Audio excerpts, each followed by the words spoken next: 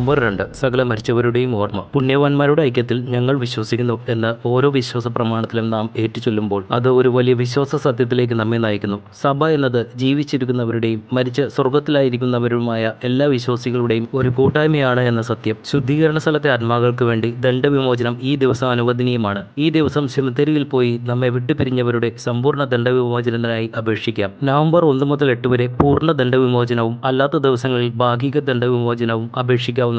ഇന്നേ ദിവസം വിട്ടുപിരിഞ്ഞ ആത്മാക്കൾക്ക് വേണ്ടി കല്ലറയിൽ പോയി സ്വർഗസ്ഥനായ പിതാവും വിശ്വാസ പ്രമാണവും ചെല്ലേണ്ടതാണ്. സമ്പൂർണ്ണ പാപമോചനത്തിനായുള്ള 3 കാര്യങ്ങൾ ചെയ്യേണ്ടതുണ്ട്: കുമ്പസാരം, കുർബാന സ്വീകരണം, പരിശുദ്ധാത്മാവിന്റെ നിയോഗങ്ങൾക്ക് വേണ്ടിയുള്ള പ്രാർത്ഥന. സെമിത്തേരി സന്ദർശനത്തിന് മുമ്പോ പിൻപോ മേൽപ്പറഞ്ഞ കാര്യങ്ങൾ ചെയ്യാവുന്നതാണ്. 5-ാം നൂറ്റാണ്ട് മുതലാണ് മരിച്ചവർക്കായുള്ള കുർബാന കണ്ടു തുടങ്ങിയത്. ക്ലൂണി സഭയുടെ 4ാമത്തെ ആശ്രമാധിപനായ വിശുദ്ധ ഒഡിലായാണ് മരിച്ച വിശ്വാസികൾക്കായുള്ള ഒരു ഓർമ്മ ദിവസം എന്ന ആശയം കൊണ്ടുവന്നത്. ഈ ആചാരം ക്രമേണ മുഴുവൻ ക്രിസ്തീയ രാജ്യങ്ങളിലും പടർന്നു. കർത്താവിൽ നിദ്ര പ്രാപിച്ചവർക്കായി കുർബാന ക്രമത്തിൽ ദിവസവും വൈദികൻ ഒരു പ്രത്യേക ഓർമ്മ പുതുക്കൽ നടത്തുന്നു. മരിച്ച വിശ്വാസികൾക്ക് വേണ്ടി പ്രാർത്ഥിക്കാത്ത ഒരു കുർബാനയും ഇന്ന് സഭയിൽ അർപ്പിക്കപ്പെടുന്നില്ല. ആത്മാക്കൾക്ക് വേണ്ടി നാം അർപ്പിക്കുന്ന വിശുദ്ധ കുർബാനയും ത്യാഗപ്രവൃത്തികളും അനേക ആത്മാക്കളുടെ മോക്ഷത്തിന് കാരണമാകുന്നുവെന്ന് ഉറപ്പാണ്.